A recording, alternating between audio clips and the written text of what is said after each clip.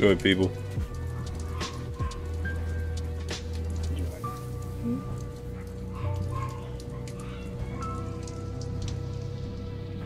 Open dry. It's good people. We live Blue Blood Sports TV, man.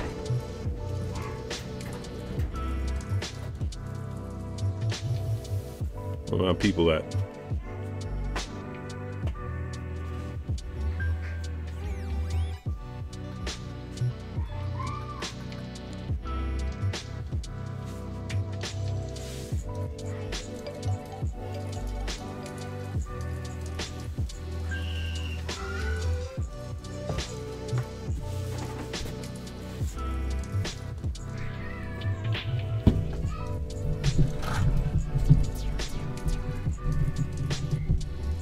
Good people.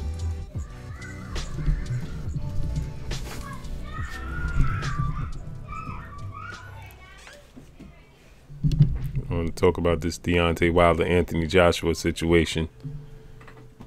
My man Terrence Bud Crawford. Nas, what's going on, baby boy? Got my son in the building. Mel, what's going on, man? We'll discuss this. See a lot of BS going on with this Deontay Wilder Anthony Joshua situation, man. You got a lot of media members from YouTube, man, making bogus videos, man, talking about Deontay Wilder is ducking Anthony Joshua, and he ducked this fight. You know, his way of ducking this fight was asking for a 50-50 split, and that's the reason this fight is not happening next. That's all bogus. That's not true. You know, the truth of the matter is Deontay Wilder wanted this fight next, and Anthony Joshua and Eddie Hearn did not want this fight to be the next fight. Anthony Joshua and Eddie Hearn specifically told Deontay Wilder and his team, Finkel, that they wanted a fight before they had that fight. They wanted a fight prior to having the big fight between Deontay Wilder and Anthony Joshua. So you get a lot of these other channels out here spewing nonsense and bogusness, man. That's not true. Deontay Wilder did not duck this fight. You know, he actually wanted this fight to be his next fight. But you get people out here making up excuses for Anthony Joshua and Eddie Hearn, man, because they know the fate, man. You know what I mean? Wilder's definitely hungry, Mal. You know what I mean? 60-40, whatever, man. But you know, the thing is this. See, this is the thing, man. See, a lot of people acting like Deontay Wilder don't sell. You can't compare apples to oranges. That's the bottom line. The bottom line is you can't compare apples to oranges. You know, so you got the UK fan base and the States. The fan base in the States is two different things. You know, over in the States... Yeah, absolutely, Mel. That's what I think too. But over in the States, you know, it's different. The support of the sport is different. Over in the UK, the support of the sport is different. You know, so when you get, it's just like the sport of soccer. You know, soccer over in other countries and other places is a much bigger sport than it is here in the States. So you can't compare a soccer player over here and compare his popularity and his worth over here and say that makes him not good. That's not true. You know, because okay, that's not true because, you know, you compare apples to oranges. That's the bottom line, you know. So we can't compare that. We can't say that, you know.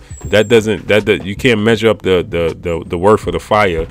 You know, it just it's not necessarily Anthony Joshua's skill set and that the people are liking him. It's the fact that, you know, over in the UK, how things work over in the UK, you know. So, you know, they're saying like, oh, that makes Anthony Joshua a bigger sell, a bigger draw. But if Anthony Joshua was to come to the States right now and fight in the States, Anthony Joshua wouldn't sell. Not too many people in the States know who Anthony Joshua is. It's because of the type of backing that we have in the States. Yeah, Anthony Joshua couldn't go to Dallas Cowboy Stadium and sell out Dallas Cowboy Stadium fighting Carlos Takam. You think Anthony Joshua versus Carlos Takam in Dallas Cowboys Stadium would sell out? Absolutely not. Absolutely not. It would not sell out. So comparing Anthony Joshua's popularity to Deontay Wilder's popularity and saying that makes him the better fighter and he fought the better opponents, that's not true either. You know, Deontay Wilder was trying to get other opponents in the ring, and not due to himself, not due to his own causing, those fights didn't take place. The Alexander Povetkin fight, the Luis Ortiz fight, those wasn't to his doing. That wasn't Deontay Wilder's fault. That was due to the fact that these guys failed drug tests. That's out of his hands. That's not in Deontay Wilder's hands. He couldn't control that. It's out of his control. So should he take a lesser of the split? Yes. Popularity wise, who's the A side in this fight? You would have to say it's Anthony Joshua. But to go around and saying that Deontay Wilder asked for a 50-50 split in order to not have this fight take place is bogus. That's not true. Oh, absolutely, Mel. You're 100% right. Peace, Jamal. It's good with you, man. You're 100% right, man. He don't have the complexion for the protection. We got to be honest with that. And then on top of it, he's in the States. So we gotta put all of those into accountability when we comparing these things, man. So at the end of the day, to say that he came to the table saying he want 50-50 split, of course you're gonna sell high. You know what I'm saying? It's a part of negotiations. You gotta sell high. He has to do that, So he has to go 50-50 and then he comes, and then you come down. So I'm sure he's gonna go 50-50. That's a part of negotiations. He's gonna start off high and then he'll work his way down. Is Anthony Joshua the A side? Yes, he is. But is Anthony Joshua the A side because he's the better fighter? No, he's not. Is Anthony Joshua the A side because he's the more entertaining fight? No, he's not. Because if you ask me, Deontay Wilder is the more entertaining fighter. See, a lot of people don't understand, and a lot of people don't realize that Deontay Wilder was trying to fight Vladimir Klitschko, and Vladimir Klitschko turned down that fight. Vladimir Klitschko told Deontay Wilder, not now. He held Deontay Wilder off. He stalled Deontay Wilder off. It wasn't Deontay Wilder. He tried to make the fight with Vladimir Klitschko. Vladimir Klitschko didn't want to make the fight happen. Vladimir Klitschko saw something in Anthony Joshua that he didn't see in Deontay Wilder, and he thought that he had a better shot fighting Anthony Joshua. So he took on Anthony Joshua. Because at the time, Deontay Wilder had the WBC belt. So why not go for the green belt that Vladimir Klitschko said that he was chasing? He didn't go for the green belt. Fault. It's not Wilder's fault that he's a states fighter, but let's be honest. If Mike Tyson fought in the UK, he would have been a much bigger star than he was in the States. And look how big of a star that Mike Tyson was here in the States. If Mike Tyson would have fought over in the UK, he would have been a bigger star. We got to be honest. Look at the star status that Kell Brooks carried. Look at the star status that Lucien Boutte carried. Look at the star status that Carl Froch carried. Look at the star status that Carl Frampton carries. Carl Frampton carries the status. Look at Scott Quigg, the status that Scott Quigg. Lou, what's going on, baby? Look at the status that Scott Quigg carried. Scott Quigg versus Carl Frampton was a mega huge fight over in the UK.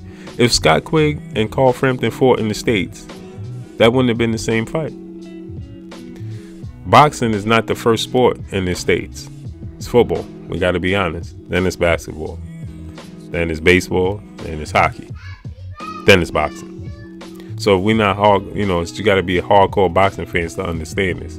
The average person doesn't know who these fighters are.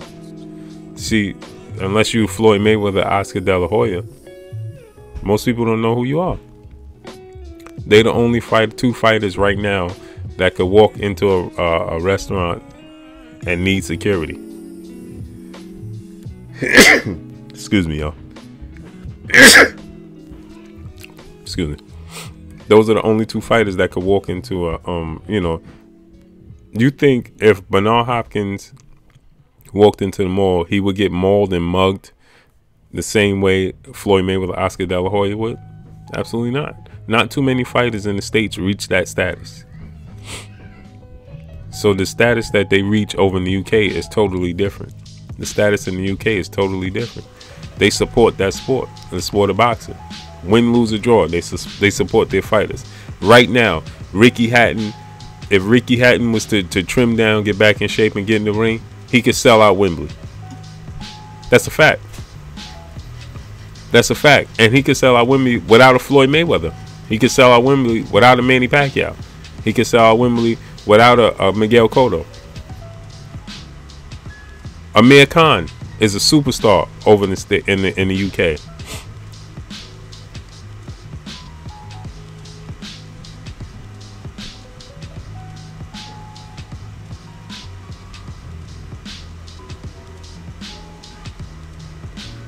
Okay, so you said that Joshua would eat him.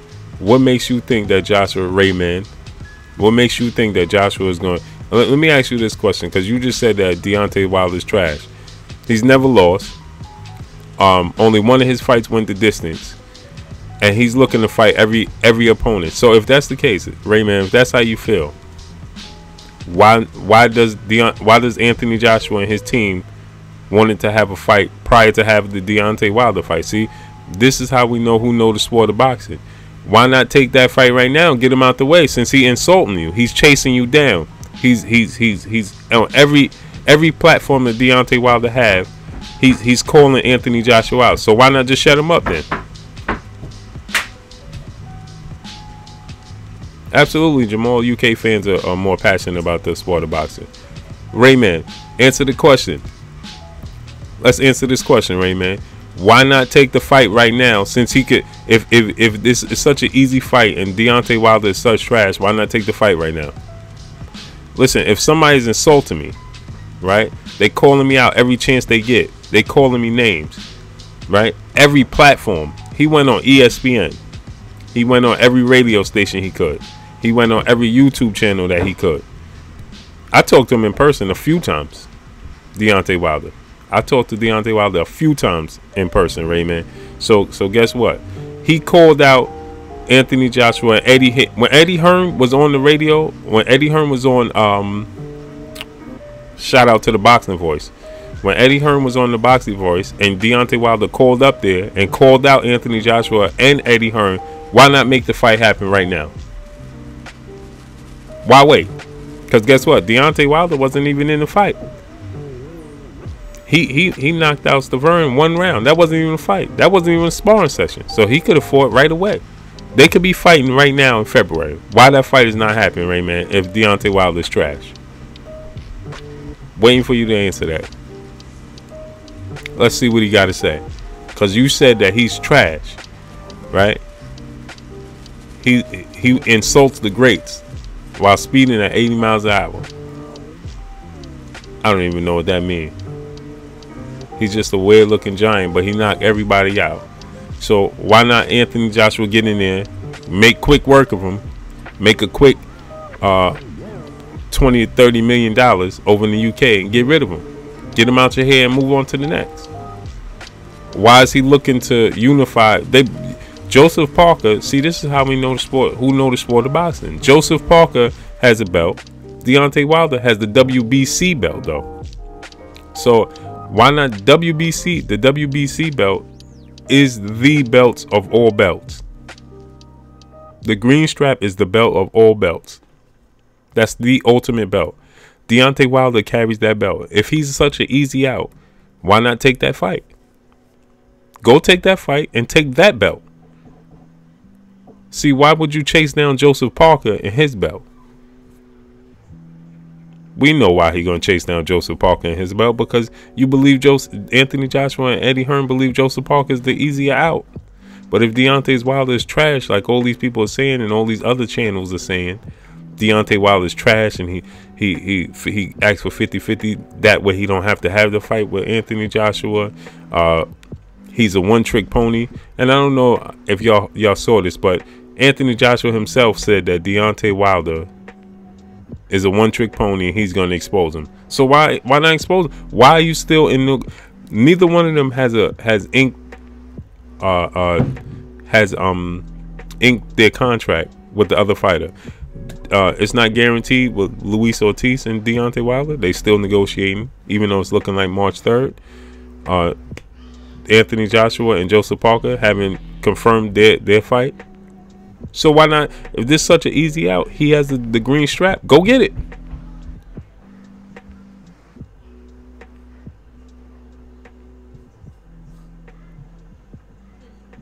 Exactly, Jamal. There's no need for them to come over there. So see, what happens is their fans and their media make a whole lot of excuses. See, I don't know if a lot of people remember, but Roy Jones and Bernard Hopkins, James Toney, they was calling out Joe Calzaghe for years. They was calling Joe Calzaghe out for years. Joe Calzaghe wouldn't take the fight.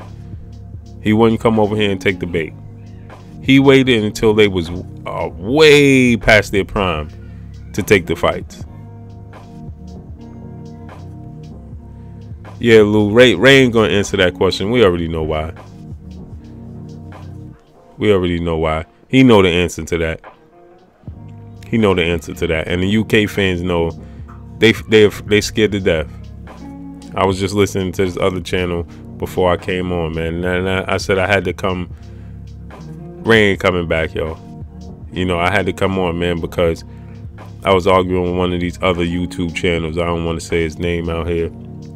I was arguing with this guy, and he's a UK YouTube channel, and he out here spewing nonsense, man. Spewing nonsense. He goes on his channel and he just makes up lies. He said Deontay Wilder took 50-50 not to have the fight. He said that Anthony Joshua and Eddie Hearn wanted this fight next, which is a lie. They clearly told Shelly Finkel and Deontay Wilder, as soon as they had the negotiations here in Brooklyn, New York, they said that they would like to, their ideal situation is to have a fight in between a fight, both fighters to have another fight, not being each other. They actually wanted to have a fight on the same card, on the same day, should I say. So it would have been Anthony Joshua. Their ideal situation was to have Anthony Joshua fight in the daytime here, because it's nighttime over in the UK, and then Deontay Wilder fight here at night, and then build up that fight.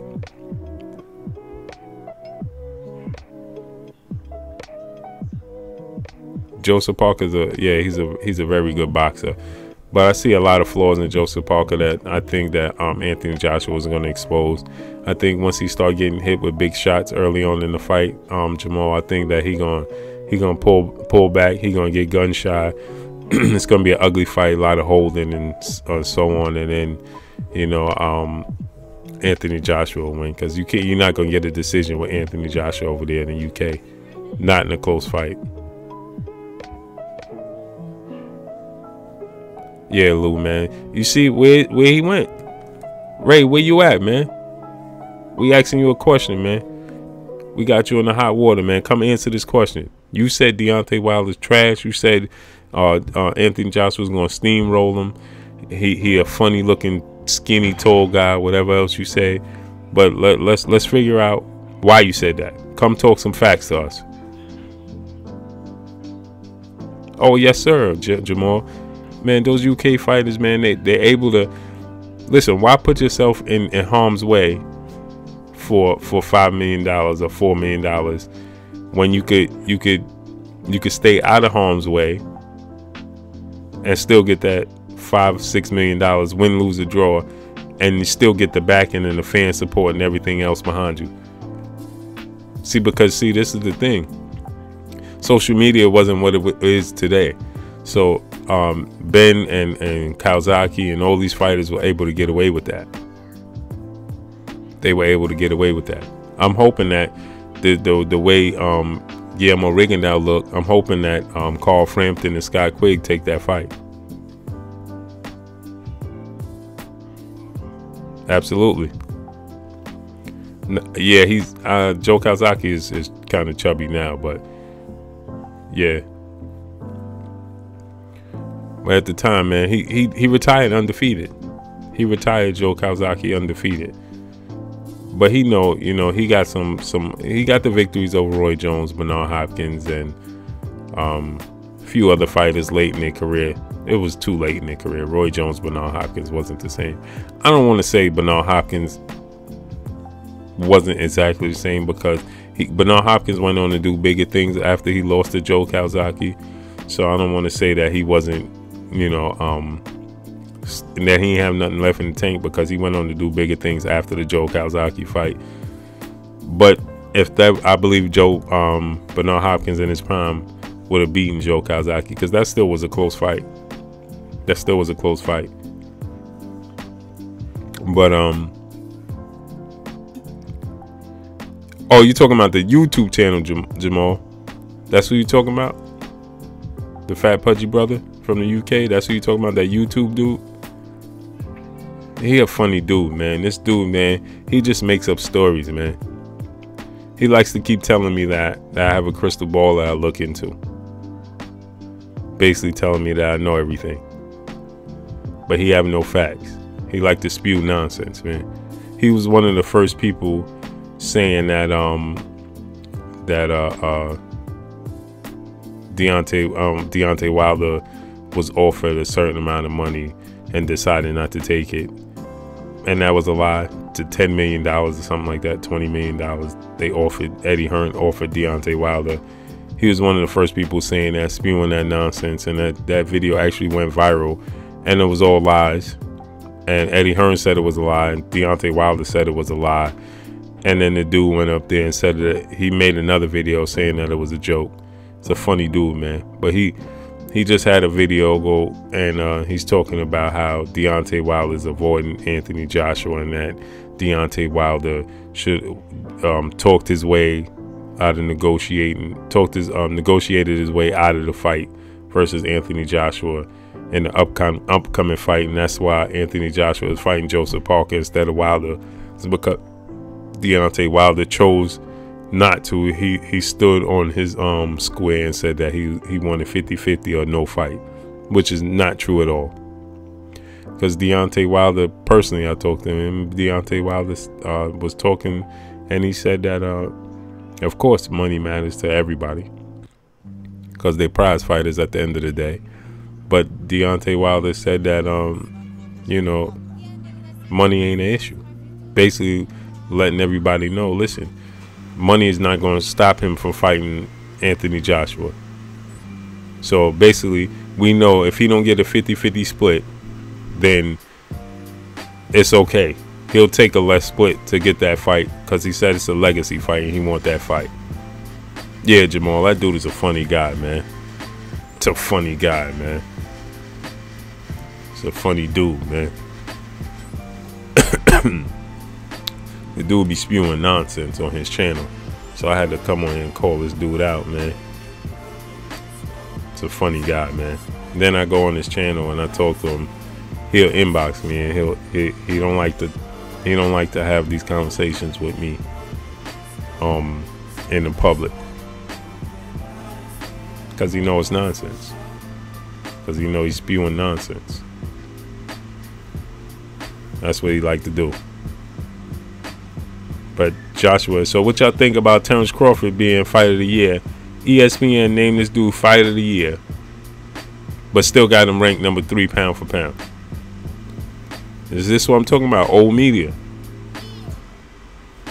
This is exactly what I'm talking about old media.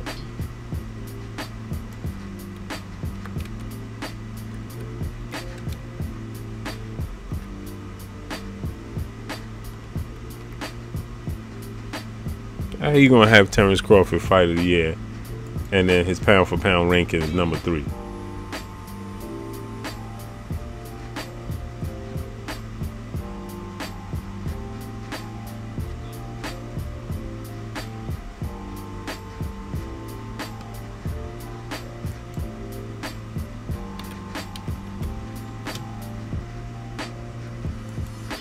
ESPN. That's what I'm telling y'all, man. We got to get rid of this old media. Get this joint to come up. They got look at this. And this is reverse now. Y'all don't know. This is reverse. Now it's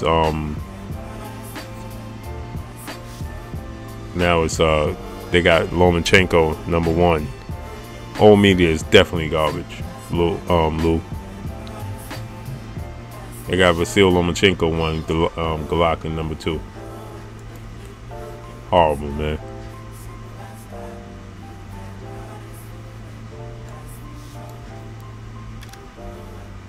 And they got Terrence Crawford winning Fighter of the Year.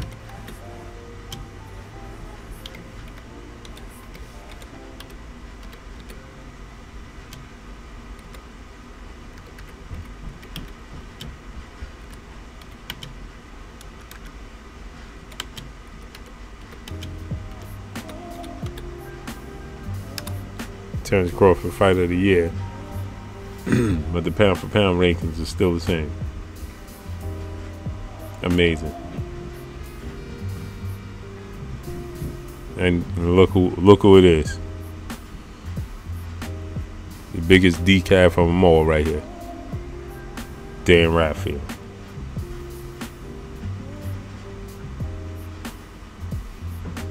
Hey, look who they had winning Fight of the Year in 2016.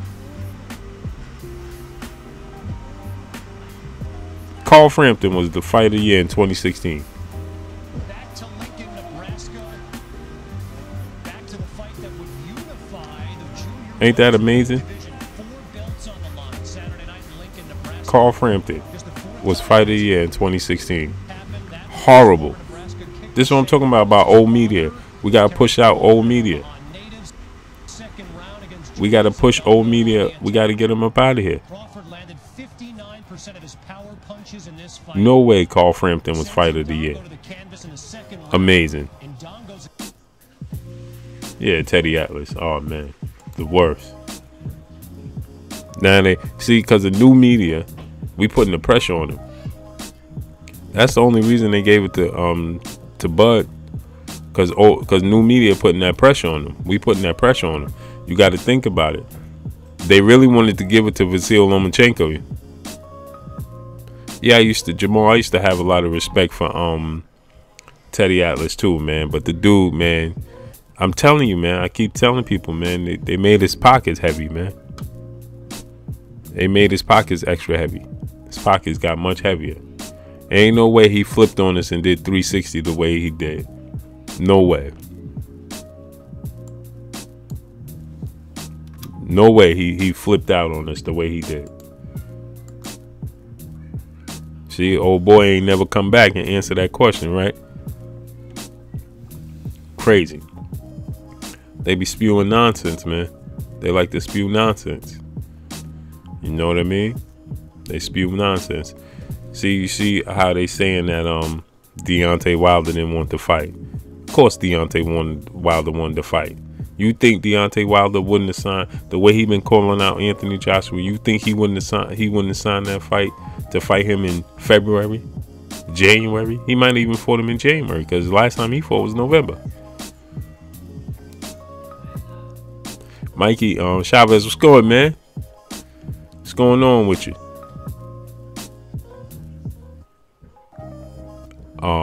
Who you got? You got Crawford 1, Spence 2, Thurman, Garcia.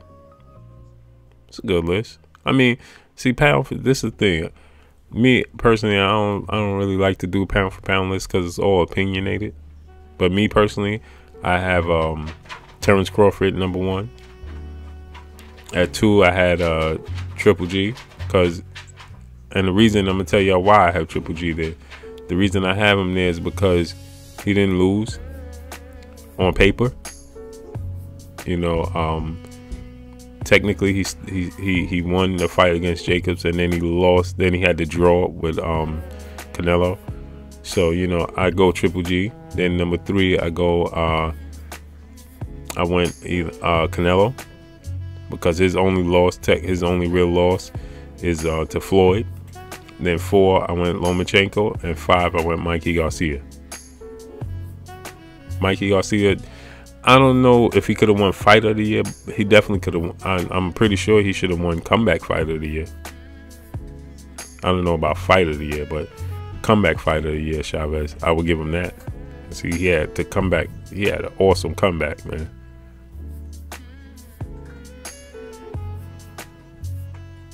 Jeffrey, yeah. Hey, Jeffrey, man. See, this is the thing. A promoter's job is to make his fighter look good. It's not to make him look bad. See, we put the pressure as the fans and the new media. We got to continue to put the pressure on him to get the fights that we want to see. Of course, he'll keep matching, especially in the UK. He'll keep matching. He knows that Joshua is green. Absolutely, Jeffrey. He knows that Joshua is green, and he knows that Joshua is going to be subjected to getting stretched. If Anthony Joshua gets stretched in the early rounds, it's good night. How Floyd say it? Kiss the baby. It's over. That's it. Kiss the baby. Because here's the thing. The gig is up. Where did he go from there? See, he'll still get a lot of support over in the UK. But to come over here in the States, see, they want to make that double money, man. They want to make that UK and the States money. See, he want to double dip. They want to come over here. You know, they want him to look good. See, their plan was to have him beat Joseph Parker, unify the titles, right? Unify the titles with Joseph Parker, then come over here and fight Gerald Big Baby Miller. See, but Gerald Big Baby Miller, Eddie Hearn just signed Gerald Big Baby Miller. So they wanted him to come over here after he beat Joseph Parker, unify those titles. Now he beat Klitschko. Now he unified with Joseph Parker. He come over here, he get a big win versus Gerald Miller. See, the plan kind of backfired on him because for 2 reasons. He didn't look great against Carlos Takam, and then Gerald Miller didn't look good in his last fight. So, and then Deontay Wilder looked spectacular in his last fight, and then keeps putting the pressure on him. See, they wanted this fight 2019. They didn't want this fight 2018, but Wilder is putting so much pressure on him, and then Tyson Fury coming back puts even more pressure on him, because now guess what? He got to take on either one of them, and Tyson Fury is a bad matchup for him as well. Tyson Fury is a tough matchup for Deontay Wilder, believe it or not. What's my fight of the year? I like the Klitschko Joshua fight as fight of the year. Brook versus Spence. The reason I don't say Brook versus Spence was a great fight, but the reason I don't give it fight of the year is because Kell Brook was damaged goods from the Triple G fight, and then he comes back and suffers another injury in that fight, and he kind of quit. You know, he didn't go out in the Shield. He just took a knee. He kept taking the knee. He gave up because of the injury. So you know, he kind of quit, man. So I can't give that fight of the year, but that was a hell of a fight. But I would say fight of the year to me, the most entertaining fight for me was the Joshua Klitschko fight, because it was going either which way. It was like we didn't know who was going to win that fight. That fight went either way, and then the ending was crazy. You had Joshua getting buzzed and knocked down, and he gets up, buzzed and knocks down Klitschko, and then rocks him again. Like, that fight was crazy. That fight was crazy, man. Jamal Ray ain't coming back, man. That's it, man. Ray came, said his piece, and left. Jeff, you got Big Baby Miller might beat Anthony Joshua. Not the way he looked in his last fight. If he looked anything like he did in his last fight, ain't gonna happen. Absolutely. If Fury is in shape, yo, Tyson Fury is underrated, man. He didn't lose his belts on the scales. He didn't lose his belts in the ring. He lost his belts outside the ring due to his own personal demons. Tyson Fury is an animal, man. He's a night. He might be boring sometimes, you know, but he's a nightmare, man. And you know what? Further let me know that he would give Deontay Wilder hella trouble is when I watched Deontay Wilder versus Gerald Washington. Gerald Washington's jab size and everything was giving Deontay Wilder problems. You know, and Gerald Washington made a mistake that I don't think Tyson Fury is gonna make, and he got clipped. And when he got clipped, you know, it was what how Floyd said, kiss the baby. It was over. See, that's the thing. Deontay Wilder looked confused in that fight. Opposite of what he would do with Anthony Joshua, because Anthony Joshua gets tired, he gets out of position, he makes a lot of mistakes. So I know he'll clip Anthony Joshua for sure. Tyson Fury might. You see how Tyson Fury, when he fought Vladimir Klitschko, Tyson Fury never gave Klitschko the opening. He never made a mistake for Klitschko to capitalize, because Tyson Fury been down a few times. His chin is suspect. He gets clipped. He goes down. But he don't make too many mistakes. He fights tall. He stays behind the jab, and his hands are faster than what most people think. So, yeah. Jeffrey, see, that's the thing, man. When Joshua got clipped by Klitschko, I told everybody, man. I told everybody in the boxing circles. I told everybody in the boxing world. When he got clipped with that punch by Vladimir Klitschko, oh my goodness. If that punch, he gets hit by Deontay Wilder, he's not getting up. And see, Vladimir Klitschko had a chance to finish that fight, but guess what? Vladimir Klitschko didn't have the ability, because of his old age and everything, and his inactivity. He didn't have it in him to finish off Anthony Joshua, because if that was Deontay Wilder, he finishes him. Deontay Wilder finishes him. That's it. Yeah, he talked Jamal. He talked hella shit, man. I know him personally. I'll be in touch with his sister, who is actually his promoter. I mean, his manager, and he's a real cool dude, man. He does it to promote the fights. You know, I mean, it is him. He's who he. What you see with him is what you see with him. That's who he is. But you know, he does talk a lot. You know, me personally, and I asked him. I said, "Are you overlooking this fight with this dude looking down the line?" And he said he don't look past any heavyweight, because it's the heavyweight division. But I personally think that he wasn't looking at this guy. He was looking past this guy. He was looking to just make this fight, get it over with, get rounds in, and get out of there. And I think the dude was tougher than what he thought, and so he made it an ugly fight. And then he looked lazy in the fight. So, you know, he didn't look his best in that fight at all. You think Fury at his best beats them all? It's a possibility. Hey, Jeff, I don't doubt it. I don't doubt it. I don't doubt it. Yeah, Klitschko's old legs hurt him, man. What you say? You want to see Shannon Briggs versus Tyson Fury? Yo, Lou, listen. When I asked Shannon Briggs a few times, he said that's the fight. He said that's the fight coming up. He said it's going to be in April. I don't know how. Shannon Briggs is usually a man of his word, except that, you know, he did lie about the PED uses, but usually a man of his word. I'm actually going out to Gleason's gym. I'm hoping to get out there soon, and hopefully, because I'm trying to get up with this other fighter, Alicia, on Napoleon. She's a beast. I think I was telling you about her before. So hopefully I catch up with Shannon Briggs, because he said he was coming back to Brooklyn to train. So hopefully I catch up with him, Lou. You know what I mean? And hopefully it's official. And I'll definitely drop that knowledge on y'all, let y'all know if it's official or not.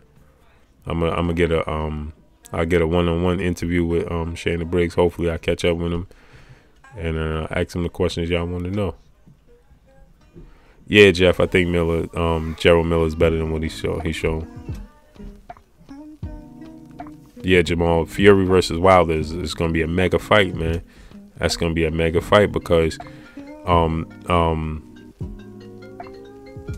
know, somebody's phone going off in my background, but I think that Tyson Fury poses such problems for Deontay Wilder, and the best thing that could have happened for Deontay Wilder is that Tyson Fury went through these bumps and bruises in the time man that he did, because I think that if Deontay Wilder would have fought Tyson Fury, remember that fight when he had the fight when he jumped in the ring with Deontay Wilder and they was arguing and all that, if they would have fought right then, I don't think Deontay Wilder would have beat him, because I think that his jab wasn't there yet. You know, so I don't think his jab. I don't think he was prepared enough for Tyson Fury. He leaned back too much. He gets caught going back. You know. So I think that wasn't a good fight for him. But now, as he had time to grow now, and he's growing, and his jab is getting better, I think that it's a better fight. And I think I give Deontay Wilder. Now I think it's a 50-50 fight. If it would have happened when Tyson Fury had jumped in the ring and was still in shape, and I think Tyson Fury, I think I would have had a 60-40 fight, because I think Tyson Fury would have won. He would have out-jabbed him, especially the way Wilder looked versus Gerald Washington. Yeah, he's 6'9". Jamal, that dude is 6'9", man. He's a big dude, and his hands is fast. You know, his feet he had good feet. So yeah, he gonna possess a huge problem for Deontay Wilder. And I think that it's a 60-40 fight with Tyson Fury and Anthony Joshua. I think that Tyson Fury beats Anthony Joshua because of his style and his stamina.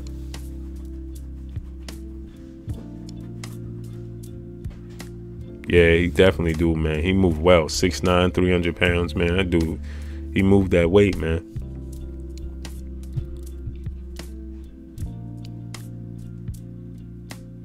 Yeah, that's what Jamal. That's what I'm saying. Like I talked to Shannon Briggs twice before I made that video, and he's usually a man in his word. He's usually like a stand-up dude, honest dude. You know what I mean?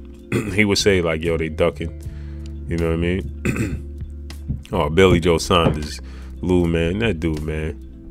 He trying to move up and weight and fight 168 pound and grab a little cheap title. Yeah, Jamal, he duck sauce, man. Unbelievable, man. The way he did that. Ducking Danny Jacobs, talking about Danny Jacobs ain't don't sell tickets. He only sell 2,000 tickets in his hometown, New York. And listen, I was there. I covered that fight. You know, I was at the weigh-in, I was at the press conference, everything. And it wasn't that many people, but you know, your opponent plays a part in it as well. Too many people didn't know who Arias is. So your opponent plays a big part in that, especially here in the States. You know, so for Billy Joe to go to Canada and fight David Lemieux, listen, nobody told Billy Joe Saunders that he had to come to New York and fight Danny Jacobs. Danny Jacobs actually said he'll come to the UK, so what's the problem? He could fight anybody he want in the UK and sell tickets. So you mean to tell me he fight Danny Jacobs in the UK, he not gonna sell tickets? Get out of here. Excuses, man.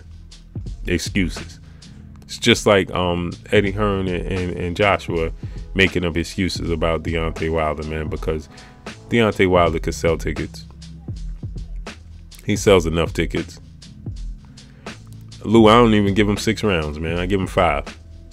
I give Joshua 5 rounds, man. I get that dude 5 rounds. He gonna go 5 rounds. He gonna get tired and he gonna get starched. He gonna he gonna stretch him. Wilder gonna stretch him.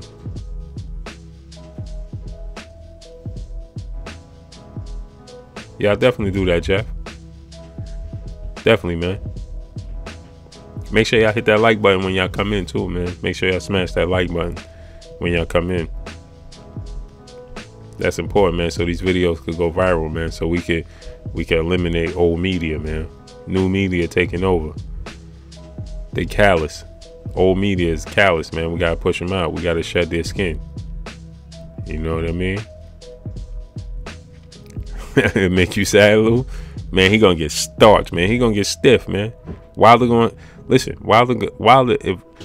See, this is how we know who watch boxing, who really know the sport of boxing, and who just listen to old media. You know what I'm saying? The Wilder's jab. You watch Wilder's jab in his last 3 fights. It has drastically improved every fight. That fight with Stavern, people say, "Oh, you know, the fight went quick. We ain't seen nothing. I saw a lot of improvement in that fight with Stavern. I saw a lot of improvement. Look at his jab. Look how the fight started. He was throwing that jab with such conviction and such anger. Man, listen. Oh, definitely, Jamal. I'm gonna have all that coming, man. I'm actually got my dude building my website. I'm gonna have all the clothing on there, clothing line on there, everything on there, man. Y'all could go in there and purchase it.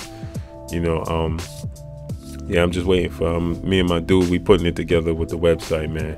So I got a web designer that's putting it together. And once he finished with that, man, I'm gonna have everything for y'all up there. Hats, shirts, all that. You know what I mean? We gotta push this movement so we can eliminate old media. That's the problem, man. Absolutely, Jeffrey. See, and I talked about that before.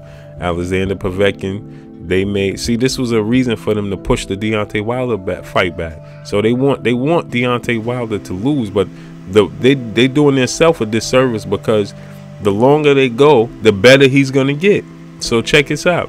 Now, he's gonna fight Joseph Parker in February, I think, something like that, or March. I think they said March 23rd. So he'll fight Joseph Parker. Then you say he'll fight again maybe June or July, which should be Deontay Wilder. But now Alexander Povetkin is a mandatory for the belt, and he's going to say he don't want to lose his titles on the scale. He don't want to lose his titles for mandatories, so he got to take that fight. So now he's going to go take that fight with Povetkin in June or July, and say they have to take that mandatory. Now, once he take that mandatory, are they going to really turn around and give Deontay Wilder the fight in November?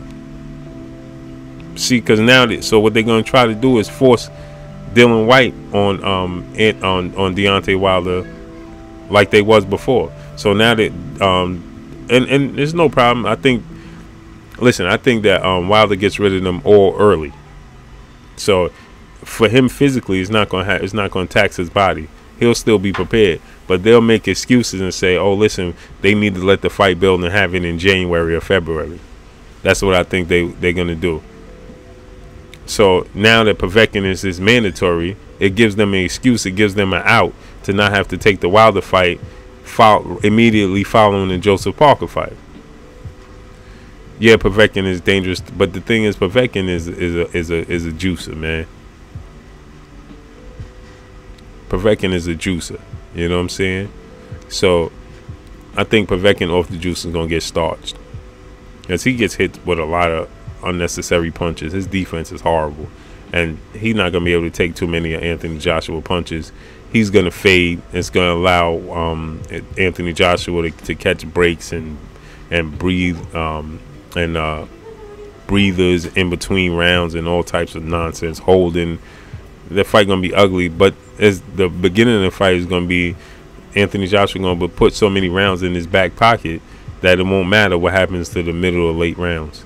So he'll win that fight with Povetkin, unless Povetkin will land a hard shot. Oh, definitely, Lou. Absolutely, man. I'm gonna have everything, man. Shirts, hats, all sizes, all that, man. Is Anthony a juicer? I don't think so. I don't think so. I think that's hard to say. I don't want to speculate, but you know, looking at his physique, I used to be in bodybuilding hard, man, and looking at his physique, looking at how tight his skin is around his obliques, you know, sometimes is a telling thing, because your body mass, you know, but I don't know, man. It's a possibility, Jeff, that he could be a juicer. I mean, it's not a coincidence, man. Most of those UK fighters, man, their physiques be looking crazy. Even look at Carl Frampton physique. He's a little dude, but look at his physique, man. And look at what's the old boy name? Oh man, what's the dude name? The new dude. I want to say Booyah or whatever his name is, man. Damn, I forgot his name that fast. But yeah, they did. Who, Jamal? Are you saying that Anthony Joshua is too thin to be juicing? Nah, Joshua's thick, man. It's a big dude, man. Yeah, I look at. I don't know, man. It definitely does. Yeah, Frank Bruno too, man. All their physiques be looking like that, man. Look at Kell Brook. Look at Kell Brook physique. Now I don't know how they go about their drug testing system over there, man, but their physique be looking crazy, man. Their physiques be looking crazy. And it's not just a lot of them, man. Their physiques be looking like that. And what's his name? Yard? Oh, Wilder's too thin to yeah, he said that do I think Anthony Joshua is juicing? Nah, Wilder's skinny as hell, man. Deontay Wilder's, that dude is slim, man. Slim, man. Like, you see him in person, man. He tall as hell, but he a slim dude, man. Very slim dude, man. Deontay Wilder is definitely not juicing. Nah. But Anthony Joshua, he have a football physique. He does a lot of football training type methods, you know. So, you never know. He's definitely taking supplements. I don't know if they enhancements. But yeah, Jamal, he was asking me about Anthony Joshua. Yeah, Frank Bruno's physique, man. Yeah, they definitely, that's what I'm saying, Chavez. I don't know if it was just the weightlifting, but you think about it, they aside from what's his name, Carl Frampton, man, most of those UK dudes, man, they all got stamina issues too, man. Most of those UK fighters be having stamina issues, man.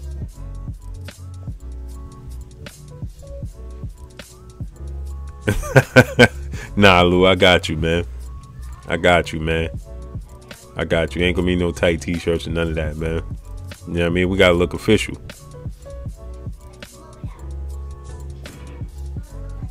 Yeah, Jamal, man. Those dudes be... Yo, Carl Frampton. Yeah, his physique is crazy. And he little as hell, man. Kell Brook physique. That dude Yardy. Joshua. Frank Bruno, man. The list goes on and on, man. I definitely think that they do, you know, we know that they big on weightlifting, man. But their physique do be looking crazy. Definitely be looking crazy, man. Yeah, that's what I'm saying, man. All those dudes have fatigue issues.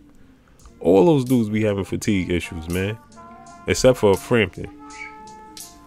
Frampton don't be having he be throwing a lot of punches and bunches, man. Although in that second Leo Santa Cruz fight he faded, but I think it was more due to frustration than it was actually stamina issues. But yeah, man, those dudes be having stamina issues, man. But I think that I think that that's gonna play a huge part between Deontay Wilder and Anthony Joshua. That's gonna play a huge part. And Joshua has shorter arms than him, man. And another thing too about Anthony Joshua, he throws all his punches with so much conviction that take a lot out of you, especially when you throwing heavy, hard punches like that and you're missing. Oh man, that shit zaps you.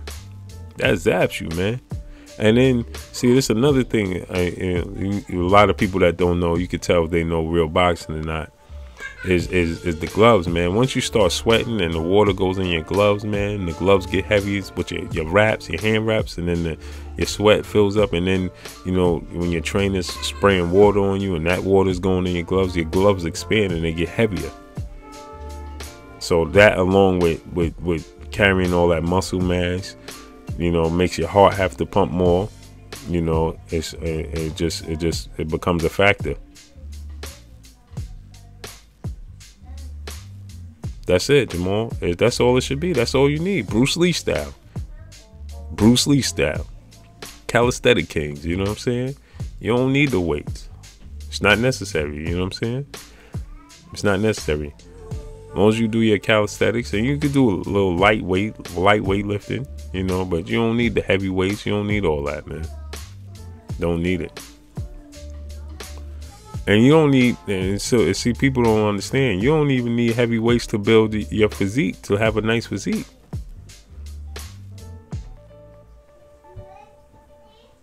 Yes, they do, Jamal. They get heavier than the mother, especially with your hand wraps and everything. They get super heavy, man. Jada, my daughter's on there. What you doing, girl? You think Canelo? Nah, Canelo's not big on weightlifting. I think it's just I think it's his genes, man. I think it's just in his genes. It's just he can't last. He just got nope. Yeah, I see my daughter. She bothering me, man. She bothering me. I turn the dry off when I'm down here in the dungeon talking to y'all. But yeah, man. I don't think Canelo is so much big on weightlifting. I think Canelo just have stamina issues, and he's naturally a thick dude. You know what I mean? And I think that part of his stamina issues be that he balloons up so high, and in between fights, that when he cuts all that weight, it takes a toll on him. You know, and I think that he have a hard time in middle to late rounds because of that, because he's cutting so much weight. I think even though he came down to, I mean, he moved up to 160, I think that, you know, it's still a problem for him, man, cutting all that weight, because I'm pretty sure, man, that dude is walking around 185, damn near 190 pounds. So cutting all that weight is causing him issues, man.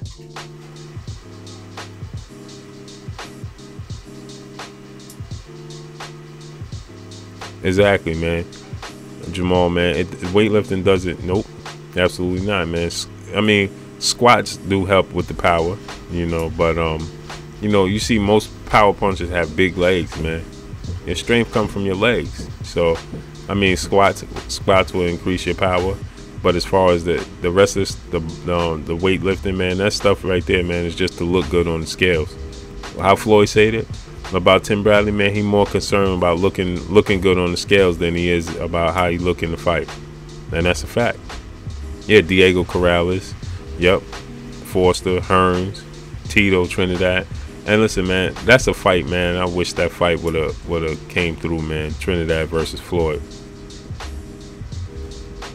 Yeah, man, Marquez stomach, man, in that fourth Pacquiao fight, man, he looked ridiculous, man. As a matter of fact, I gotta pull that up for y'all. Marquez's stomach looked crazy, man. His physique looked nuts.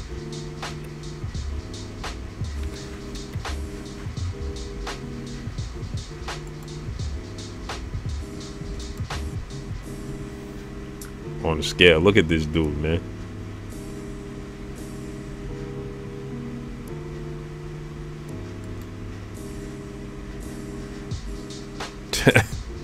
Marquez was looking nuts. Yo, look at the vascularity, man.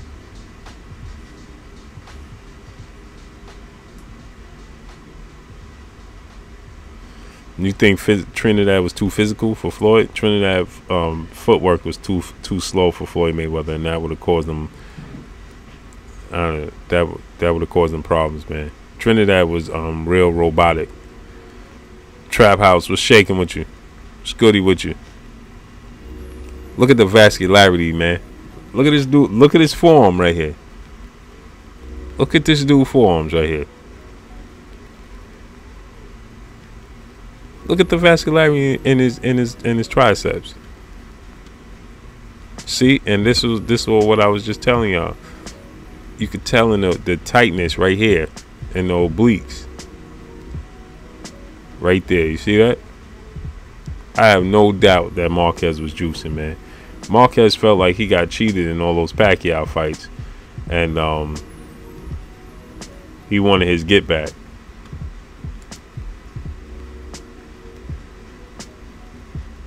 Look at his physique in this picture. I don't know if y'all can see it too well. Let's see. Look at this picture. This is when he fought Floyd. Look at Look at Marquez's physique in this picture when he fought Floyd. And look at his physique right here. Look at his physique right here. Look at this. There's no way. Yeah, exactly, Jeff, man. He fought fire with fire. You dead on, man. Look at this. Look at his physique right here, and look at his physique right here. Look at this, man.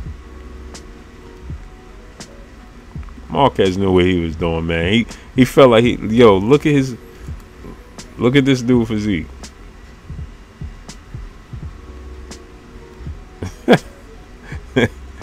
Marquez said he got tired of getting cheated, man.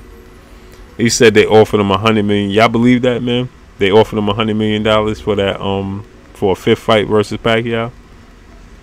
Check out his physique. Look at this dude right here, man.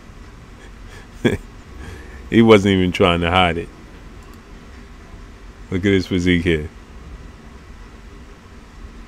He wasn't even trying to hide the fact that we knew what he was doing.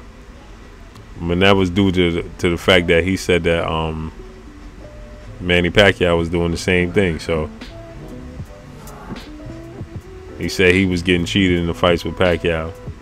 Because you look at Manny Pacquiao physique changed dramatically as well.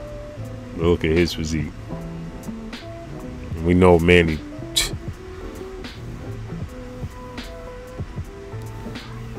Ashanti, who lied?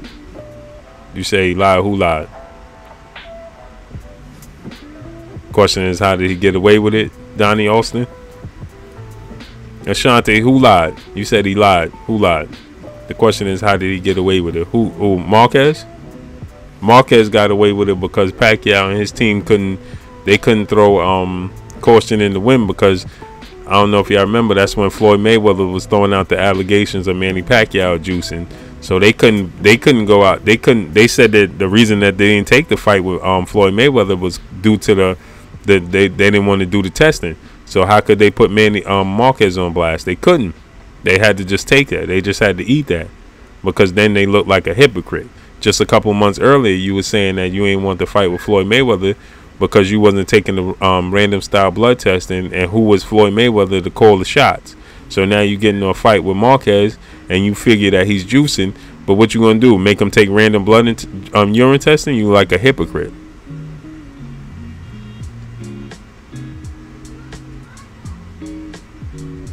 He said they got to use the performance enhancer to deal with the brothers. Yeah, Ashanti, man. But Ashanti, what's that? E17. Ashanti E17. But some of the brothers be doing it too.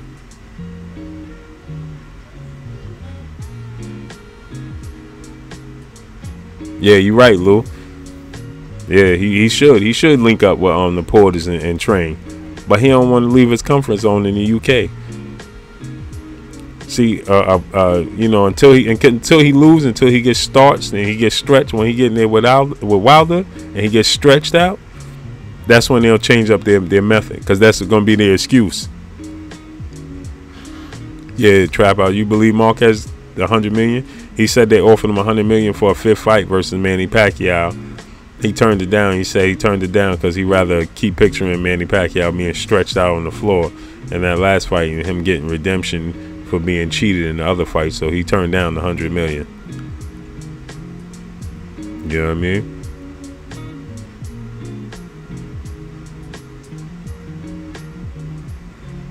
Oh, do I believe about Marquez? Yeah, I believe they offered him $100 million.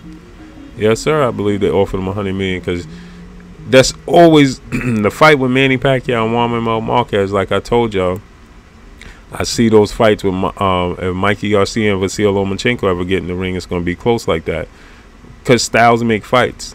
So I think that they know that it would give Pacquiao a boost in his career to look good against Marquez, and he always looked good against Marquez, because no matter what, somewhere throughout the fight, he always catch Marquez slipping and always catch a knockdown. Oh yeah, Chavez, in UFC, Royds is crazy. Ashanti L7. Okay. Got you.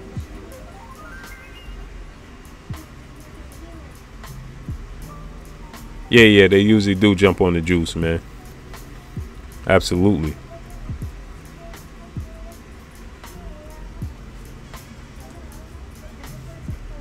I mean, Jamal, he could find ways to do. I'm pretty sure Sean Porter, the Porter family, will figure out a way to make it happen over in the UK, because that's just more publicity and more exposure for them. So I'm pretty sure they'll make that happen.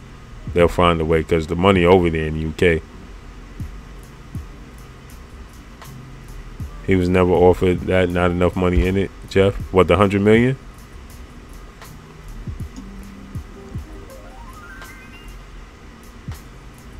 Oh, I'm sure. I'm sure.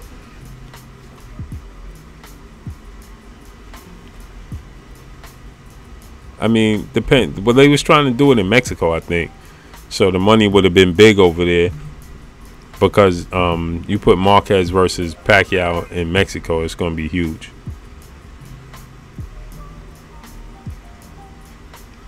And they were both, in my opinion, allegedly. I'm going to say allegedly. I think they were both, taking something a little extra.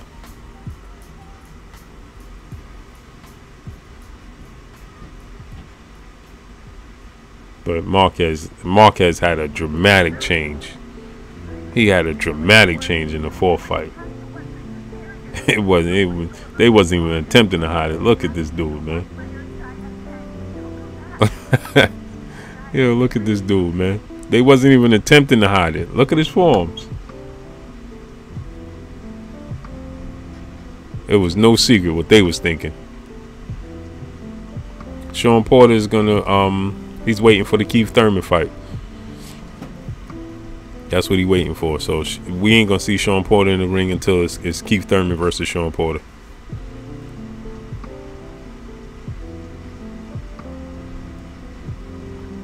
When Jeff, we were dealing with Bob Arum, so ain't no telling what Bob Arum pull out the hat. But Sean Porter, we're not gonna see Sean Porter in the ring until he fighting Keith Thurman.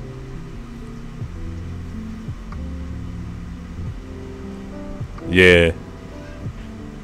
Eric Morales versus Marquez.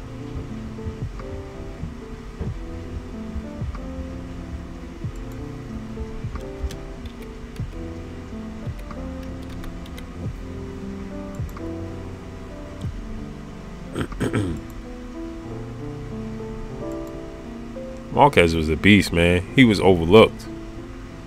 Underrated, man.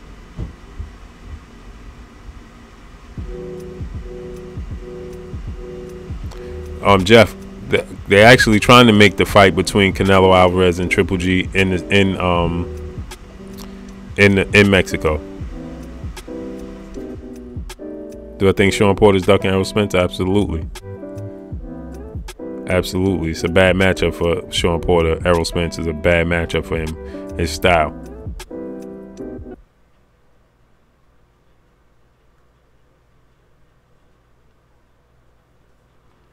His style is a bad matchup for him, man. Errol Spence style and Sean Porter. The last thing you want to do is fight Errol Spence on the inside, and that's all Sean Porter know how to do. He throw caution in the wind just to get on the inside. Keith Thurman is gonna fight Jesse Vargas.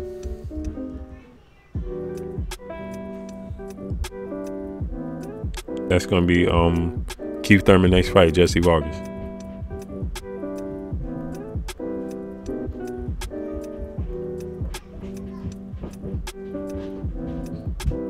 Marquez was an animal, man.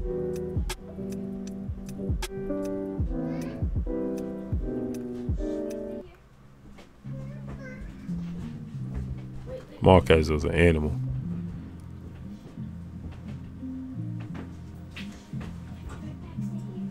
Yeah, 50 million is much less, but you got to remember the star status that Marquez carries in Mexico for doing it for so many years, and the star status that Manny Pacquiao carries around the world, worldwide. It's much different. Triple G don't bring the star status that either one of those fighters bring. So, you know, that could determine the money situation as well. Porter didn't look good in his last fight against Andre Berto. Sure didn't. It was an ugly fight, man. That fight was horrible. It was hard to watch. It was hard on the eyes, man. That fight was hard on the eyes. Couldn't watch that fight. I mean, I watched it, but it was hard to watch, man. I think, Jamal, I got Marquez #1 fighter all time.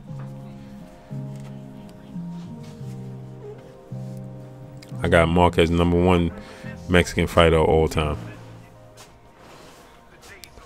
What's next for TBE? You talking about Floyd? Jeff Horn? No way.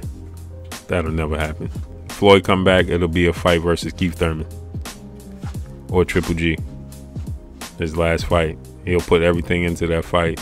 He'll get the victory, looking great, and he'll be on his merry way. I can't say he'll fade into the sunset because he liked to be in the spotlight. So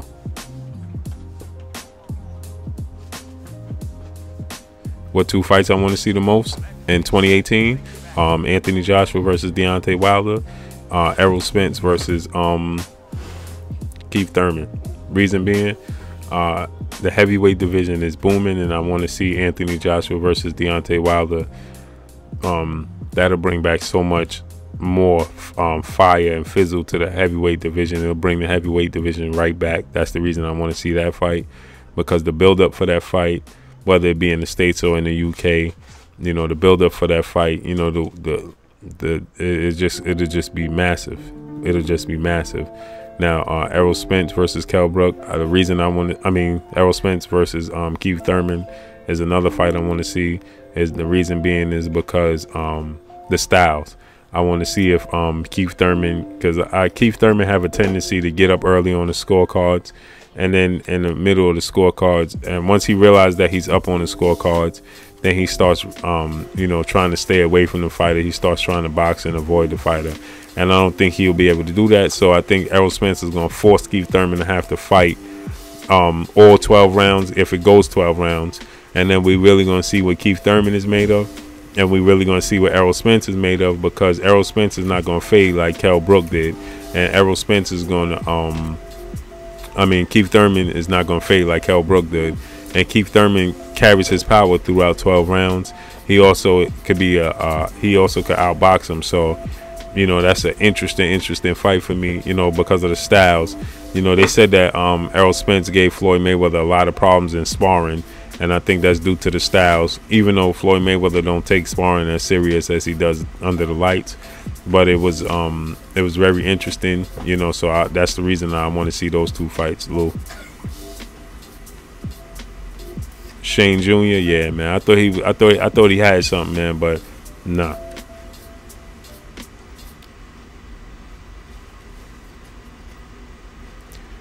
I have Jamal. I got Marquez over Salvador Sanchez, man. A lot of people forget the styles and what Marquez brought to the fights, man.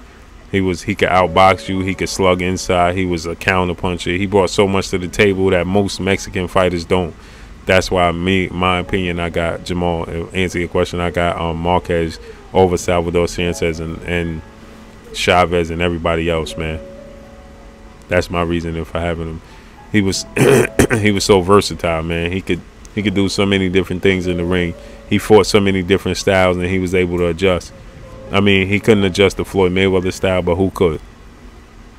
He adjusted the Manny Pacquiao style. He made, in the first fight versus Manny Pacquiao, you know, Manny Pacquiao dropped him 3 times in the first round, and then he made adjustments and fought him to a draw in that fight.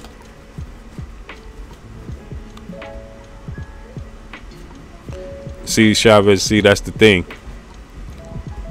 A lot of people think that Errol Spence is just going to cut the ring off on Keith Thurman and walk him down. That's not going to happen. Keith Thurman power is going to stop Errol Spence from just coming forward like that. And then another thing is, what I see is Errol Spence have a hard time fighting off the back foot. So Errol Spence is going to have issues with Keith Thurman coming forward and forcing him on the back foot. If you remember the Kell Brook fight, Kell Brook was forcing Errol Spence to fight off the back foot, and Errol Spence goes into a shell. He just covers up. Coming forward, he could cut the ring off. He cut the ring off on Kell Brook, but Kell Brook made him pay, and his attack wasn't so relentless as it usually is. So, and that thus being the reason that he was down on the cards in the early rounds, because he would cut the ring off, but then he would have to pay, because he needs you to stop and stay still, because he lets his combinations go body. He go up, down, you know what I'm saying? And that's going to be an issue with Keith Thurman, because he likes to target the body, and we got to remember, going after the body leaves you vulnerable for counter shots up top. And Keith Thurman is a huge puncher, man. Keith Thurman is nothing short of Kell Brook. And you got to remember, Keith Thurman is going to have a lot more speed than Kell Brook did. Errol Spence actually looked slow against Kell Brook in that fight. So you got to remember, Keith Thurman is going to have a lot more speed than Kell Brook did. His counters are going to come out a lot faster than Kell Brook's counters, and it's going to come out with the same power. So Kell Brook is not, Errol Spence is not going to just walk Keith Thurman down like everybody think, just cutting the ring off and forcing. No, that's not going to happen. See, you got to remember, Danny Garcia got a hell of a chin too.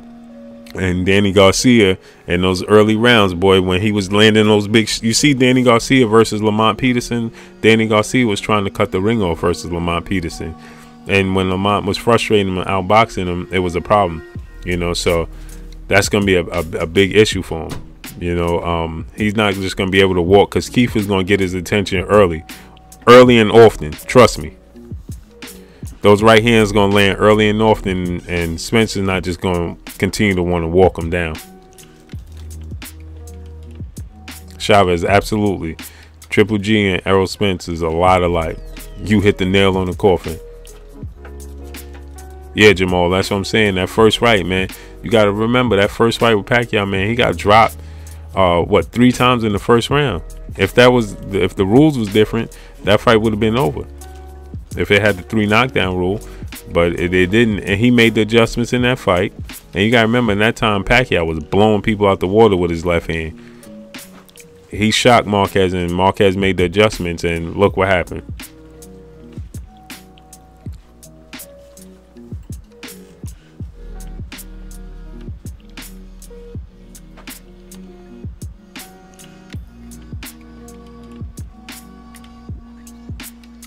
Yeah, Lou, man. Yeah, I think yeah, Salvador Sanchez died. Yeah, you gonna make a, you see my daughter, man? Y'all see my daughter, man? She bothering me. You see her, right? That's her right there. Right there. Yeah, Salvador Sanchez, yeah, he died, man. Before his son. You know, sometimes, man, you get a lot of fighters die before their time, man. You know what I mean? Diego Corrales being one of them. Diego Corrales was an animal, man. You know what I mean? But as far as Keith Thurman, man, and Errol Spence, man, that's gonna be a hell of a fight, man. Keith Thurman is my, see, Errol Spence versus Kell Brook showed me a lot. That fight showed me a lot, man. It showed me, me personally, I had Kell Brook winning that fight up until, you know, he got, his eye started bothering him. But he couldn't, he had problems when Kell Brook let his hands go. He had problems with it. He would go into a defensive shell. He wouldn't return fire. And now you gotta remember, Kell Brook is not a mover, you know. He's not too, you know, Kell Brook is a 1-2 type of puncher. He got skills. I mean, he moved a lot against Triple G, but that wasn't hard to do. And you saw his movement, it hurt Errol Spence too, you know. Errol Spence was cutting the ring off, but he made Errol Spence pay. So yeah, Jamal, you see her, right? She right there, man. She bothering me, man. You see her. But yeah, man, I can't wait for, that's the fight I want to see, man, because I believe both fighters are gonna have to make adjustments in that fight, Errol Spence and Keith Thurman. And I think Keith Thurman can make more adjustments than Errol Spence can make. I think Keith Thurman has a lot more in the tools and the tool belt than Errol Spence do. I think Errol Spence is limited to just a few options. I think he could walk you down and try to punch the body, but his hand speed is slow in terms of fighting. When you're fighting a slick outboxer, defensive-minded counterpuncher like Keith Thurman. Keith Thurman could counterpunch. Keith Thurman could outbox you. Keith Thurman could jab you. Keith Thurman could do so many things. He could move around the ring. He could stand in and fight you, you know. So, yeah, Kell Brook, man. He threw his career in the garbage for that Triple G fight. He sure did, man. For a payday. And you think, and see, this is another thing, right? I personally think if Kell Brook never took that fight with Triple G and had fought Errol Spence at that time when he was supposed to, especially before Spence had got any more experience, I think he would have beat Errol Spence. Because had his eye not got injured in the last fight, I think he definitely would have beat Errol Spence. He was winning the fight. He was winning the fight against Errol Spence. So just imagine, we'll never know, but when they fought, he already had eye damage. He was already some, quote unquote damaged goods. So, and he still was winning that fight. He still made Errol Spence look, didn't look like his best performance. And Errol Spence came out and said, listen, it wasn't my best performance. But I think it wasn't his best performance because it was due to Kell Brook and the style and the way he fought. So I think that's why it wasn't his best performance. So if you think about it, if that was a young, fresh Kell Brook, then that would have been a problem. So just imagine Keith Thurman, who's young, fresh, and get some fights on his belt. That's why Keith Thurman is stalling his fight out. And another thing I wanted to bring up, man, another reason Keith Thurman is stalling his fight out, I think, is because Keith Thurman said something that resonated to me. He said, I don't have a Floyd Mayweather. He said, I don't have a Manny Pacquiao, and I don't have an Oscar De La Hoya. Errol Spence is my Oscar De La Hoya. Errol Spence is my Manny Pacquiao. Errol Spence is my Floyd Mayweather. So, saying that, I think that he want that fight to simmer. He wanted to, he wanted to sit. He wanted to, marinate. He wanted to build up, because that's his Floyd Mayweather fight. That's his Oscar De La Hoya fight. That's his ticket to stardom. You know what I'm saying, so to speak. So I think that when we say that he's ducking Errol Spence, I don't think so. I think he's letting the fight build. If he beats Errol Spence, right? Just think, if he beats Errol Spence, is that a fight that people are going to remember forever?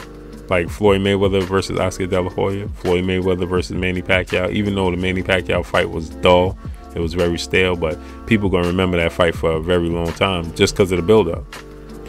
If Keith Thurman was to beat Errol Spence right now, would casual boxing fans remember that fight forever? I don't think so. Yeah, Chavez, Kell Brook sold his career, man. He went for greatness. Yep.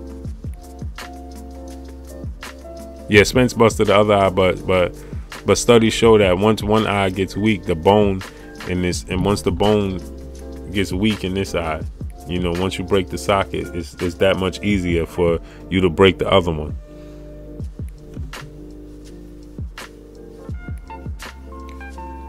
Who, Kell Brook, not a welterweight no more? He's such a big dude, man. Who do I think is the best middleweight right now? I gotta say Triple G is still the best middleweight until proven otherwise. I personally thought Canelo Alvarez won the fight, but he didn't get it on paper. I thought that the knockdown in the Danny Jacobs fight proved to be the difference in the Danny Jacobs fight, so I gave it to Triple G in the Danny Jacobs fight. So until proven otherwise, I still got Triple G number 1. Then I go Danny Jacobs number 2. Then I go Billy Joe Saunders number 3. Then I go Canelo or Charlo, or however you want to pull it, at 4 or 5, like that. But my top 3 are pretty simple. Is I got Triple G, I got Danny Jacobs, and then I got Billy Joe Saunders. Anything after that is just opinions.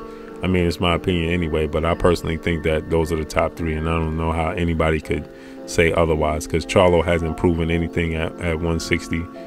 Canelo, he had one fight really at 160 because he fought Chavez at 65, and he outclassed Chavez, and then the fight with Triple G. So,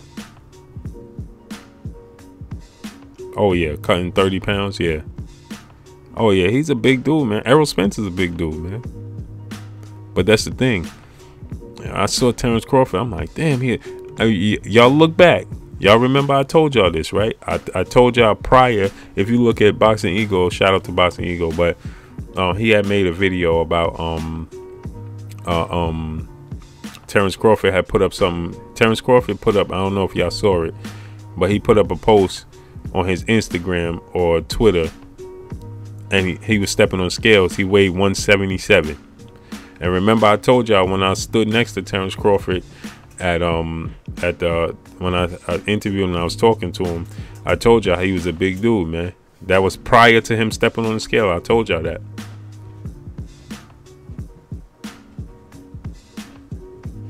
Yeah, Jeffrey, I think I think you're right. The longer he waits, I think it's similar to, like I said, with Deontay Wilder and Anthony Joshua. The longer they stall Deontay Wilder out, the better he's gonna get, the more experience he's gonna get. And it's gonna be problems. Shante, yes, yeah, Floyd beat he beat but that's why I said, Shante, I said that aside from the Floyd Mayweather fight, you can't count Floyd Mayweather, man, because Floyd Mayweather make everybody look crazy. Most of his fights, man.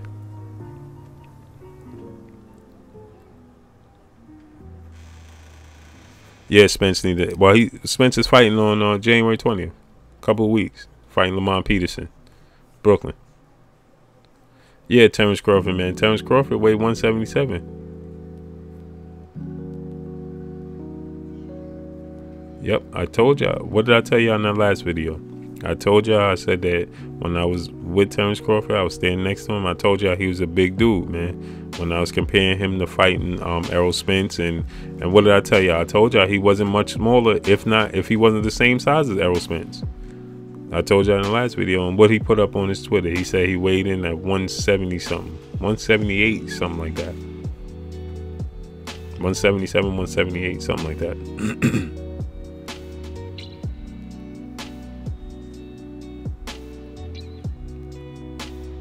Yeah, you Chavez, you might have been right, man. But Rigo, man, I was so disappointed, man.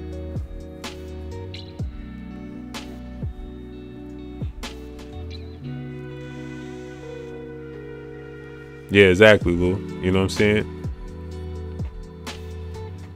The reason I can't say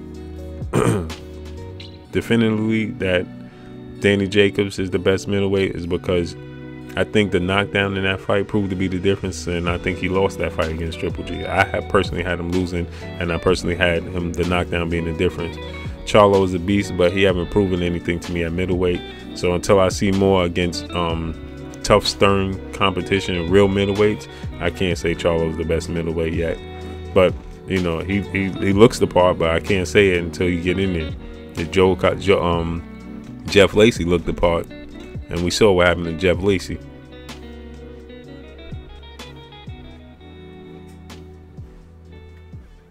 Yeah, I caught that. Definitely, I saw that. Spence versus Sean Porter. Yeah, I saw that. That's why they want to stay away from that dude, man. That's exactly why they want to stay away from him, man. But I told y'all that Terrence Crawford I told y'all Terrence Crawford weighed I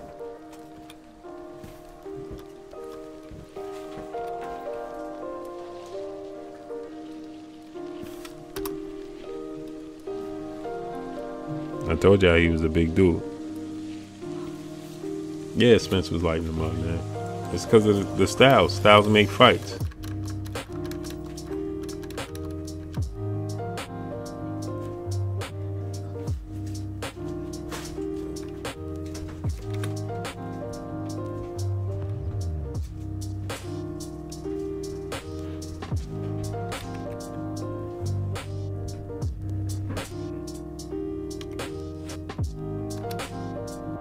Styles make fights. I'm seeing if I could pull up that Instagram.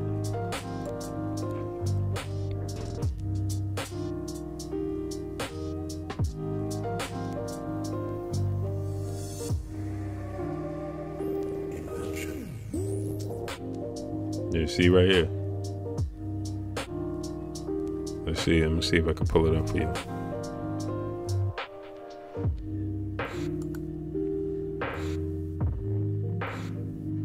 Yep. See? What I told y'all. Right there. Look. Right there. 177. See what he said? Can't wait to start camp. Feeling a little bit heavy. Winking eye muscle. 147 is my work time. Look. 177. You can move up to super welterweight yet. See that? Told y'all. Do weight 177 right there. He said feeling a little bit heavy. Told ya. Amir Khan is trying to get a fight with Terrence Crawford. I mean, well, Terrence Crawford with Keith Thurman.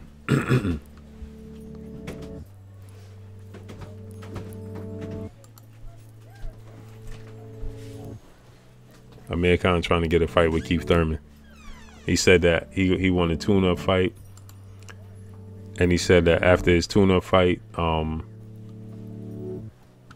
he gonna try to get a fight with Keith Thurman.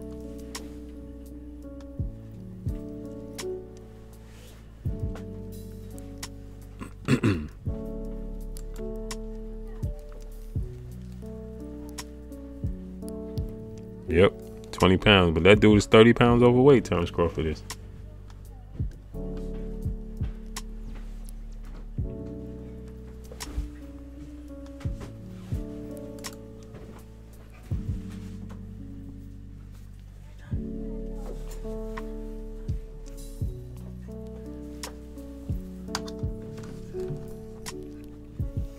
That dude is 30 pounds overweight.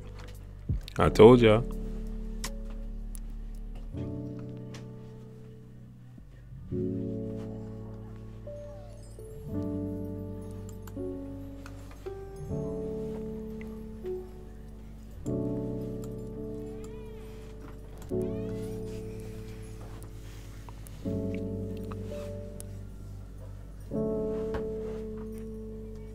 You think Danny Jacobs made the adjustments and won that fight?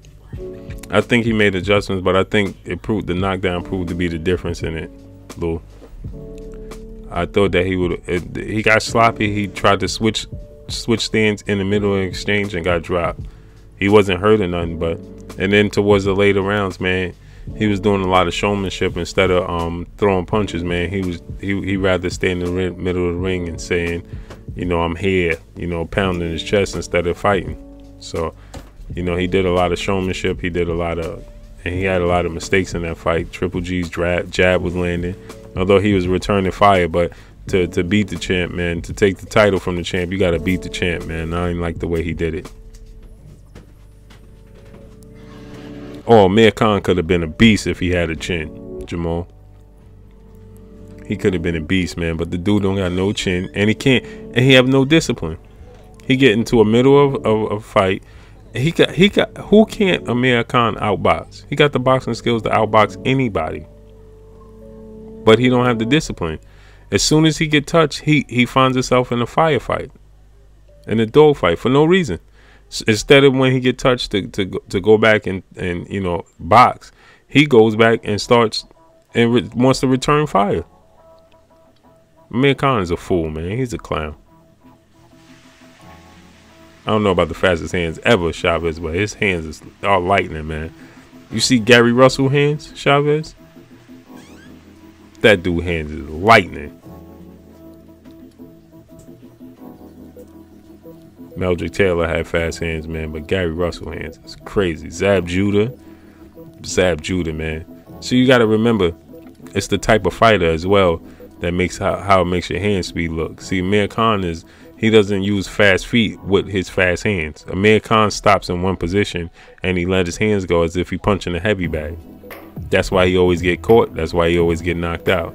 You look at a fighter like Gary Russell, Floyd Mayweather, and Zab Judah, their hand speed, you know, when they Roy Jones, when they let their hands go and they, you know, they moving as well. So they multitasking. So their hand speed is not going to look as fast as Amir Khan's hand speed. But but trust me, their hand speed is just as fast as Amir Khan. But Amir Khan stops his feet and throws his hand, and that's why he gets caught in exchange. That's why he got caught and knocked out by Canelo. He has super fast hands. You see the way he outboxed Devin Alexander? It showcased his hand speed. But then when he fights a fighter like Lamont Peterson, his hand speed gets nullified. It gets, you know, sometimes they neutralize it because he likes to stand still and throw his hands. That's why his hands look so fast. Just think Meldrick Taylor hands are faster than Gary Russell. I don't know. Meldrick Taylor had fast hands, man. He definitely had fast, super fast hands. The Gary Russell hands is crazy, man. Crazy, man. I really can't say. Yeah, but Jamal, you gotta remember, Gary Russell do the same thing too. It's just the level of the fighter. Meldrick Taylor was just a way better fighter than Gary Russell. So I think it's the level of the fighter as well. You know what I mean? But I'm about to get out of here, though. That's all I got. About to wrap this up, fellas. So Jamal, peace, baby. Chavez, holla at me. Lou, holla at me. You know what I mean? What else on here? Chavez, Lou, Jamal, Jeff, Ashanti. Everybody on here, man. Showing love. I'ma holla at y'all, man. About to get out of here, Donnie. All my peoples, man. We'll be back at it tomorrow. Probably around the same time, man. We'll be back on it again. You know what I mean? But I'm about to get out of here. Jeff, you got to subscribe to the channel, baby. You got to hit the subscribe button. I can't add you. You got to subscribe. Hit the subscribe button. Oh, on Facebook. Yeah, I got you. Hit the subscribe button. Hit that like button, man. Make sure y'all hit that like button. Jamal, I'ma holler at y'all. Jeff, I'ma holler at y'all. Lou, I'ma holler at y'all. Chavez, I'ma holler at you. You know what I mean? I'll catch y'all tomorrow, brothers. Alright? Blue Blood Sports TV, man. New media, man. We out here. Make sure y'all let them know, man. New media, we out here.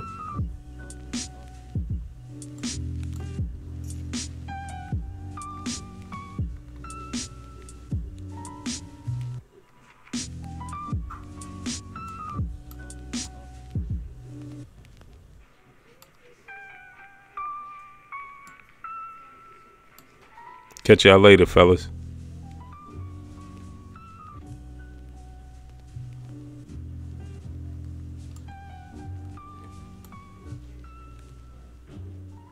Good looking out, Jeff.